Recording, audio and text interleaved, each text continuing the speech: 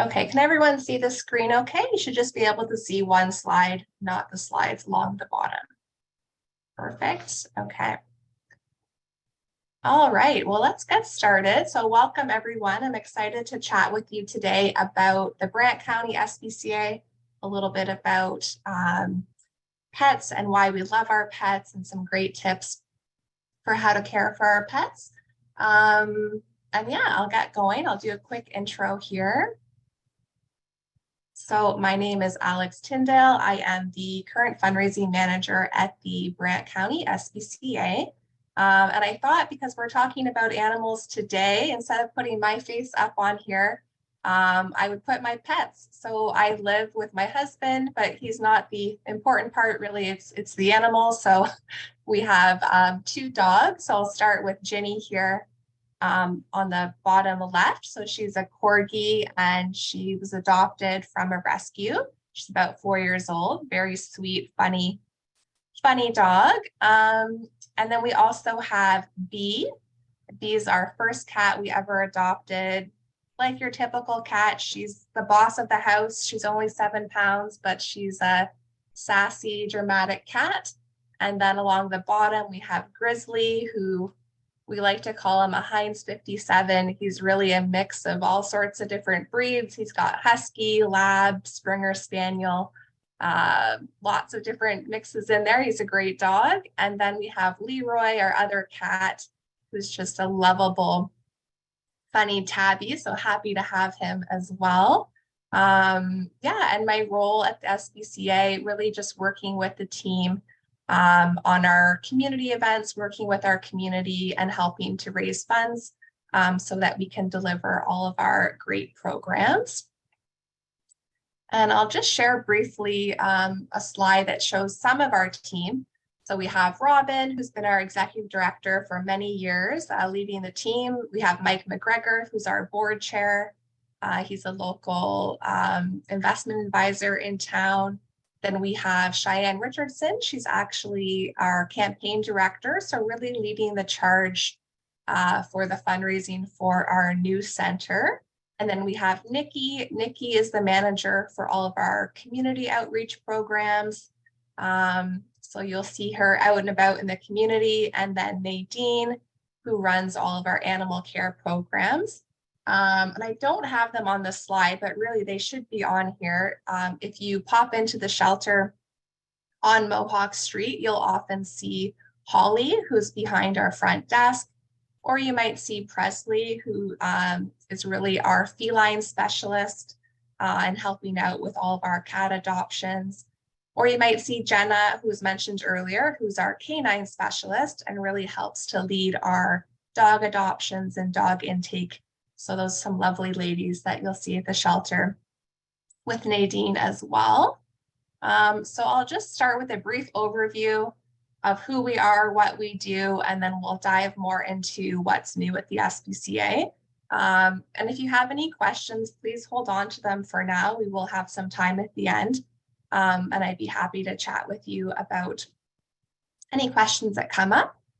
So who we are, Brant County SPCA, we've been around for over 50 years.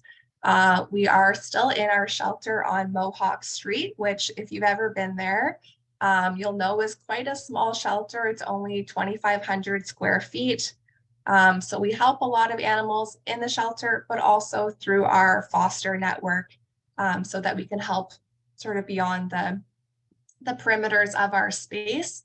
Our shelter is located in Brantford, but we do serve communities surrounding Brantford throughout the county as well. And the shelter, it's interesting because it was built in '69, originally for dogs, and really meant more sort of a short-term holding place, short-term pound. So really our programs have evolved over the years, and we've sort of outgrown what it was initially designed for. Of all the animals we care for, so we care for dogs, cats of all different ages, but also small pets like birds, rabbits, guinea pigs. But of those animals, the majority is cats, so about two-thirds of the animals that we care for are cats or kittens. And I'll just touch briefly on how we're funded.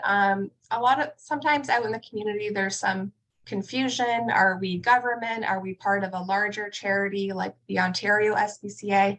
We're actually fully independent and separate. So registered charity, and how we operate is really just through fundraising. And also there are some fees, like of course with adoption fees help to cover the care of that animal. But we get a really broad range of support. We have folks that make financial donations. We have lots of folks that drop off items on our wish list. So, like cat food, dog food. We have over 130 monthly donors now who give every month, which is fantastic. And then, of course, we have support from companies, from local businesses. We do apply for grants, although I wouldn't say a large chunk of our funding comes through grants, but we do apply where we can. And then we have our events that we put on. And actually, one exciting thing is this spring and summer, we've noticed a lot of the community events and festivals are coming back to sort of in-person events, and just incorporating us into their event to be their charity partner, which is great. And then, of course, estate gifts. We have some supporters who've often supported us for quite a long time and are just very passionate about animals. So actually make the step to leave a gift in their will, which is a huge support to the animals as well. So that's a little bit of the boring stuff, how we're funded, and now we'll dive into programs. So we have a lot of programs at the Brant County SPCA. One of the ones that sort of comes to mind for everyone, so I thought we would discuss first, is just our adoption program. So every year we do have hundreds of animals that are adopted through our shelter. And when people come in, they adopt a dog, cat, kitten, puppy, whatever it is, they do pay an adoption fee.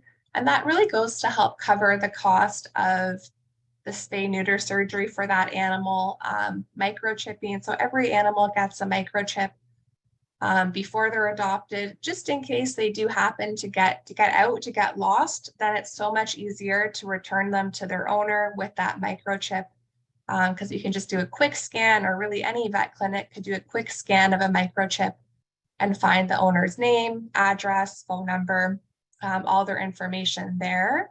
And then, of course, we get them up to date with all of their core vaccinations. We provide veterinary care just so they're as healthy and happy as they can be before they go up for adoption. And then we do post all of our animals to our website when they're available for adoption. We also post to our social media channels. So right now, our active channels are Facebook and Instagram. Not every animal is on social media just because we have so many animals available for adoption, but we do try and get them up there and get some descriptions so people can learn a little bit more about them. And then if folks are interested in adopting, they would just go and do a survey. So they can actually go online and do the survey through our website, or they can stop into the shelter and do that survey in person. And our shelter is now, so as of August of last year, when things started to loosen up with COVID restrictions, we did reopen to the public, so people can drop in anytime, Monday to Saturday, between 10 and 5. And then especially if they are looking to adopt a dog, maybe they already have another dog at home, or they have kids at home or grandkids that they know will be interacting with the dog, then they can set up a meet and greet to get to know that dog in person at the shelter a little bit better before doing that adoption. And I just have up here this lovely black cat, Cygnus, is currently up for adoption, and she's a sweetie pie. She's very shy. So when people pop into the shelter, they tend to be drawn to the cats that are, right up at the front of their cat suite, meowing, purring, whereas Cygnus is shy, so she's a little bit more overlooked. But just looking for a calm and relaxing home. Ideally, she would love to be the only cat, so she can get all the attention that she can. And then we'll just jump over and talk a little bit more about our Project Patchwork program. So Project Patchwork is a program for when animals need specialized veterinary care or treatment.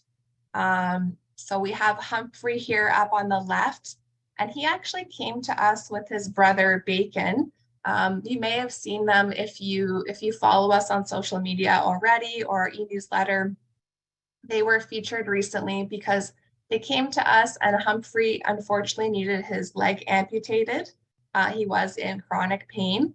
And then his brother Bacon needed a dental surgery, and they can be quite expensive. So that sort of goes above and beyond our general care we do. So we rely on our Project Patchwork Fund, which is completely funded by our amazing supporters. So I think for their vet bill, for the two of them, it was close to $3,500.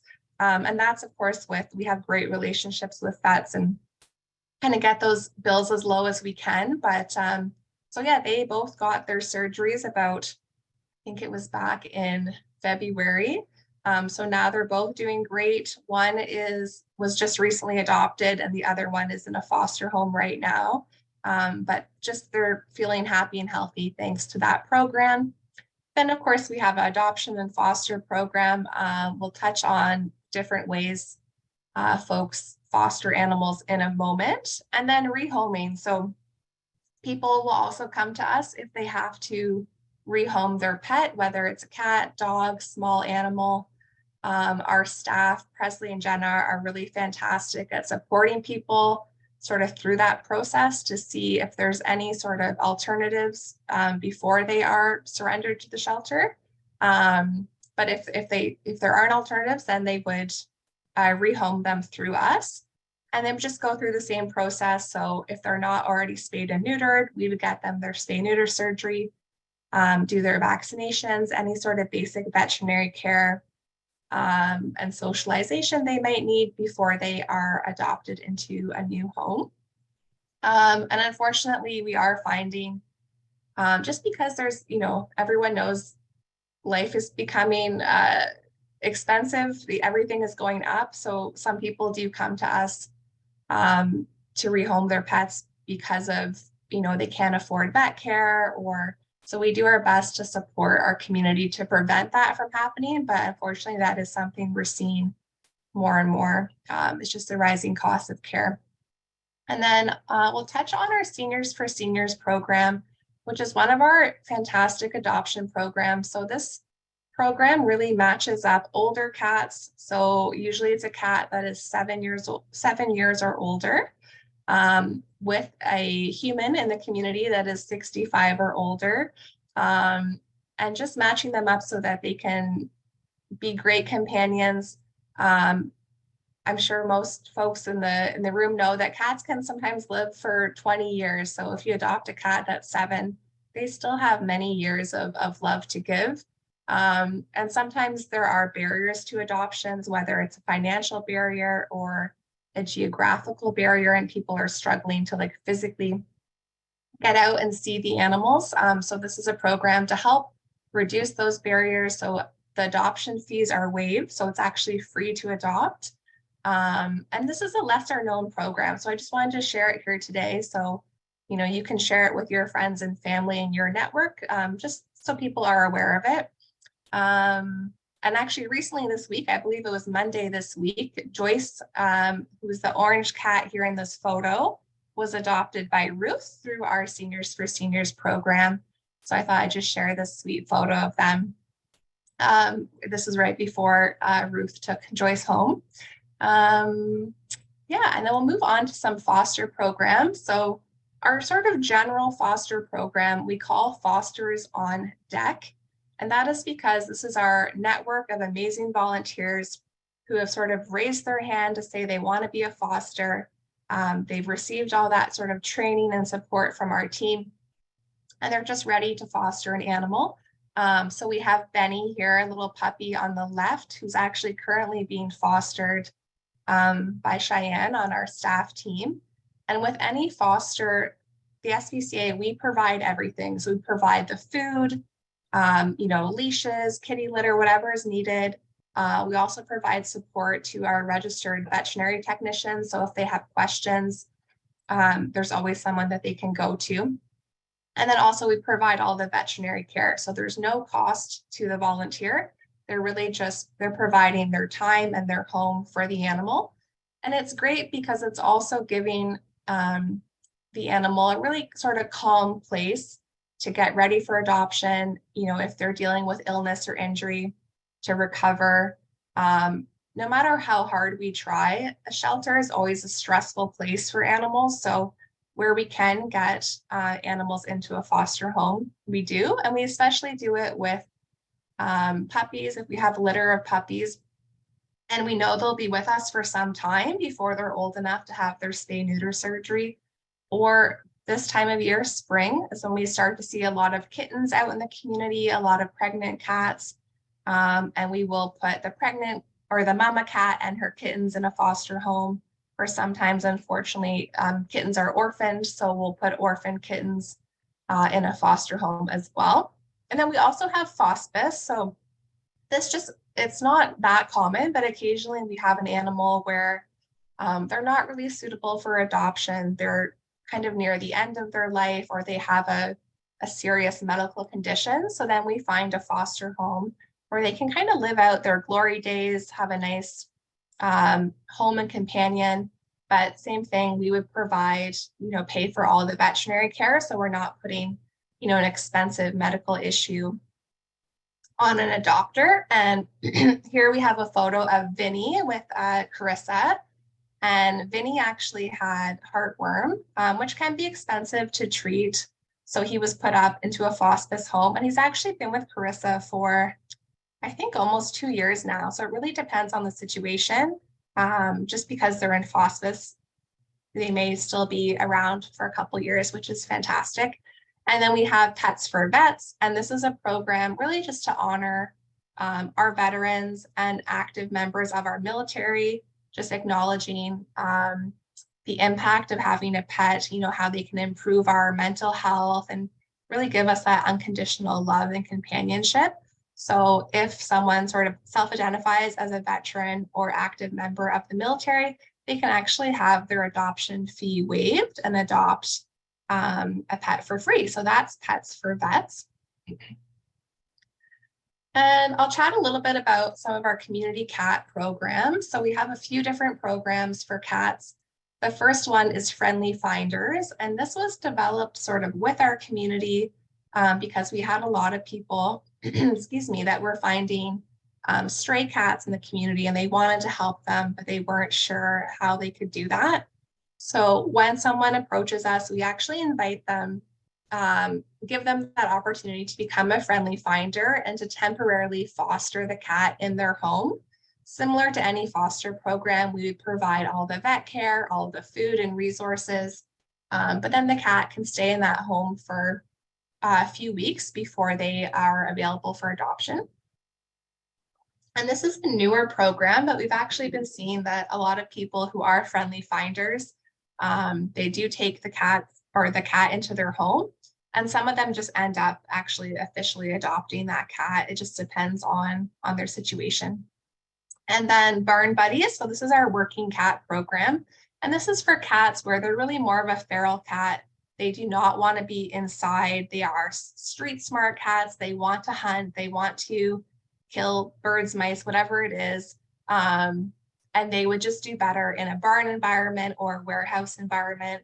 But we want to make sure they have like a safe, clean home. They have food, that they're spayed and neutered, and that they have veterinary care. So we do all the spay, neuter, and veterinary care, and then place them in a barn. And because they are barn buddies, also the adoption fee for these cats is waived. So if you know anyone with a barn sort of looking for a cat, I'm not sure if we have any right now at the shelter, but it's pretty likely that we would have them throughout the spring season. So always worth a call just to learn more about that. And then Return to Home is really the program where we help to trap and then spay, neuter feral cats just to help prevent overpopulation in our community.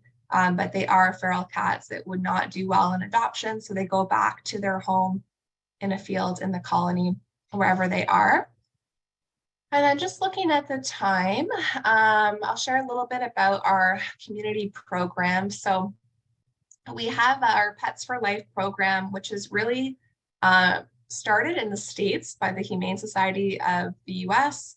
And it's focused on building positive relationships with our community and acknowledging that everyone loves their pets. Everyone wants to benefit from that human-animal bond, regardless of your situation in life, regardless of your income. So really trying to keep pets together with their owners and preventing them from having to be rehomed due to expensive vet care or other financial barriers. So some of the things we do in our Pets for Life program, recently Nikki, who's here on the right-hand side, she did a wellness clinic where folks could book an appointment, have their animal seen for any sort of regular routine vet care. We also do spay-neuter surgeries. And this program is in collaboration with the city of Brantford. So we work in, I believe it's mostly Winston Court right now, but just in sort of socially assisted housing complexes. So where the city will tell us, okay, there's a need here and we don't have to go through the process of figuring out who needs what, and then we can provide those services. Another program we have is HOPE, which is helping to own pets in emergency.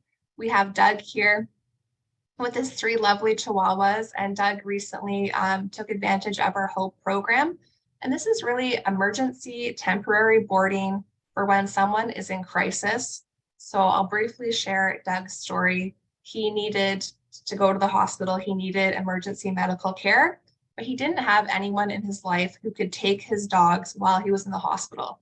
So he was worried about losing them. He loves his dogs. They are his best friends. So he put it off. Eventually he went to the hospital. Unfortunately, Doug did have to have one of his lower legs amputated because he'd put off medical care for so long. But because Doug was part of our pet food pantry, we found out this was happening and we let him know, hey, we have this HOPE program. We can take your dogs temporarily at no cost to him. So we take them into the shelter for a few weeks, make sure they're healthy, fed, cared for, and then return them to Doug or whomever once they're back. So that's a great program, and also one that is sort of not as well known in our community. We've been doing it for many years. Sometimes the emergency is a hospitalization. Sometimes it's a woman who's fleeing domestic abuse and doesn't want to leave her pets behind with the abuser. So we also partner with women's shelters throughout the county as well. Pet food pantry, it is what it sounds like. It's providing pet food and pet treats to folks where they might need that support to help care for their pets. And that's run by Nikki here, who's with her adorable dog. So we've got her photo up there. I'll just share some stats. We talked about adoptions. Last year, we had over 550 animals adopted. Over 400 went through our foster program. Not all, but most of the animals that come to us haven't been spayed or neutered, so we do that procedure. So over 430 were spayed and neutered. And then through the Pets for Life program we were just chatting about, we were able to provide over 100 wellness exams, 45 spay-neuter surgeries, and actually over 27,000 meals, which is huge. That number has been going up year over year. So just to touch on some things that are new, I know there may be some folks where they're really familiar with the SPCA or they came to Logan's presentation a couple of years ago. So yes, of course, we're open now. We actually just had an in-person event in February, our Cupcake Day event, and a lot of people that were coming into the shelter were still surprised that they could just show up and walk in. And yes, you can drop in anytime. So just sharing that. And then most of our events, or all of our events are really in person now. And a lot of the community events are coming back as well. And then unfortunately, something that we have noticed this year and last year is just that the need for our community programs for Pets for Life, for our pet food bank is increasing. So we're trying our best to respond to that increased need. But that is something that is growing. And I'll just touch on our events really briefly. All these are up on our website, so if folks want to reference them later, they can. Our next one is our golf day, which is at the Oaks of St. George in Paris. Beautiful golf club. It's a little bit different than your traditional tournament. It's more just a fun day of golf, of course, with a lunch and silent auction and games and all that fun stuff. And then in September, we don't have the date yet, but usually it's early September. We have our open house at the shelter on Mohawk Street. That's completely free. You can just drop in, learn about the SPCA, see the animals. So that's a really fun event as well. And then another thing that's new that started in 2022, end of 2022, was we do have a new collaboration with the University of Guelph. They have at the Ontario Veterinary College, they have a community healthcare partnership program that's really focused on helping to provide vet care to underserved communities, but also to animals that are in shelters. So we're working with their vets there, just going through our shelter protocols to make sure that we're doing everything we can to keep our animals healthy. Because when you're in a shelter, it's a lot of animals in a small space. There's always that chance of an outbreak of an illness.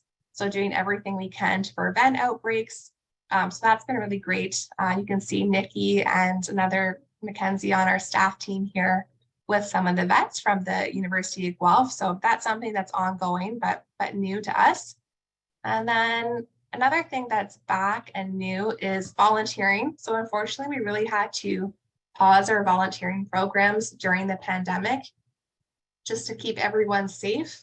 But they are back in action. We are holding volunteer orientations in person all the time. There's lots of different ways to volunteer. Of course, there's fostering, which is really at home, but there's also events. Our staff team is pretty small, so when we do events out in the community, we're always looking for volunteers to help, and we do all the training so that our volunteers feel confident, answering questions about the SPCA. And then we have our dog walking volunteers. We have volunteers help out to sort of play and socialize with our cats and our small pets. So we have a couple of rabbits in the shelter right now. That's another opportunity to kind of socialize and play with those rabbits. And then we have our board of directors and event committees. And our board of directors, I don't think we're actively looking for someone right now, but there are set terms. So we're always looking for new people that are interested in volunteering that way as well.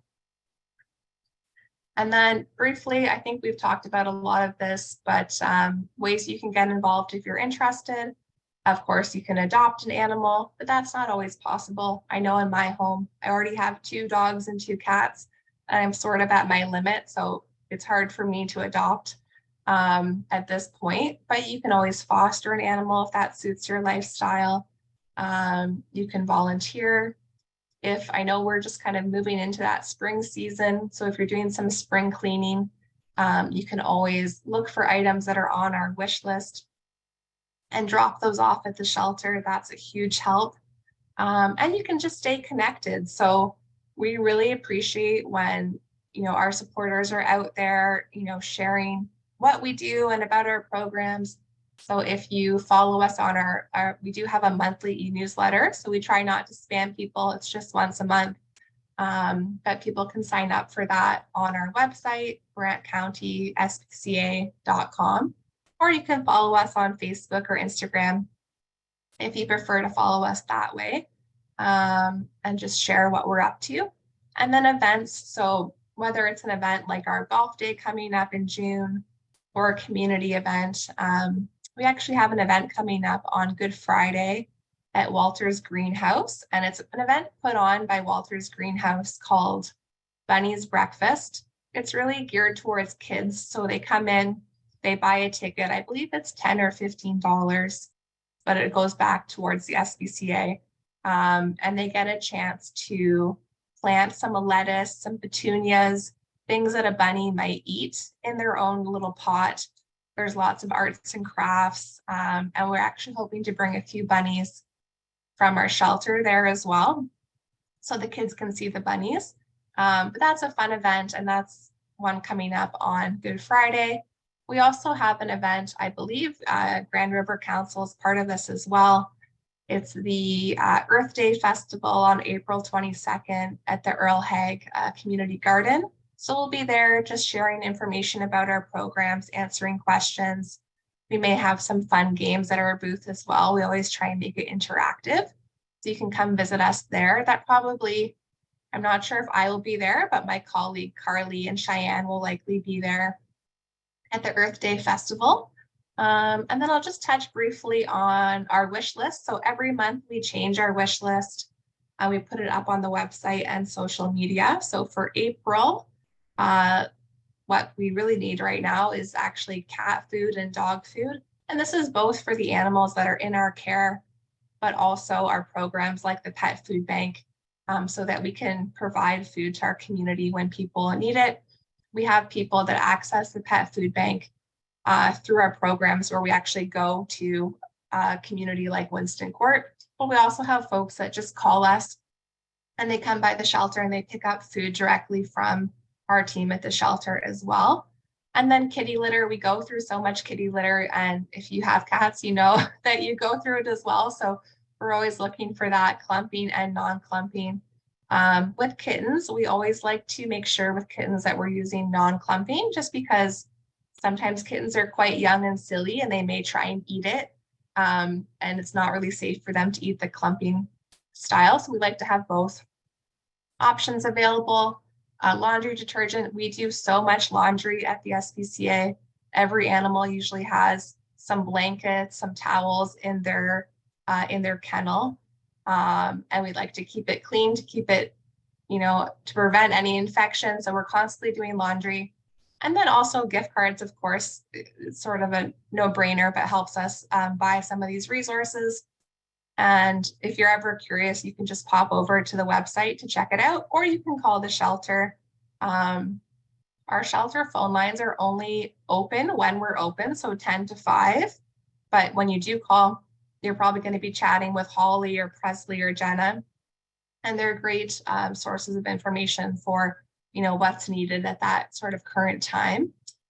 And we have lots of kids and groups that do fun drives for us to get these wish list items. So I thought I'd just throw in a photo here of some of the kids that did a drive a few months ago around the Christmas time. And then I just thought, because it is April, it's spring, we could talk a little bit about some seasonal pet care tips. So I'm very excited that the weather is getting warmer. Linda was telling me that next week it's actually supposed to get up to 20 Celsius, which is amazing. Unfortunately, though, it does mean that ticks are back. So ticks can actually survive in temperatures of 4 Celsius and above. So they're already back with us. We know, of course, they love those long grasses, damp areas and forests, but they can really be anywhere. And we just wanted to kind of flag that. Just keep an eye on, if you have dogs that you're taking out for walks, keep an eye and check their body, especially around their head, neck, and ears. That's where ticks tend to hide. I always do a lot of checks if I go camping, because I feel like that's a really sneaky place for ticks to find themselves on my dogs. And then just chat with your vet. We don't actually sell any products at the SPCA, but we just recommend that folks talk to their vet about prevention products and that they use them sort of from April to November during the tick season. And then I know we're getting close to time, so I'm going to wrap up here. I'll just wrap up with a thank you. Thank you so much for listening and for joining me today. I'm really excited to meet everyone. If you have any questions, I do have my email, my cell number, and the shelter number here. You can call either number. And then, of course, our website and our social media information. And you can always ask Linda too, because she'll have all my information. But I think that's everything. Thank you so much. And I hope you have a wonderful day. I'll stop my. Alex?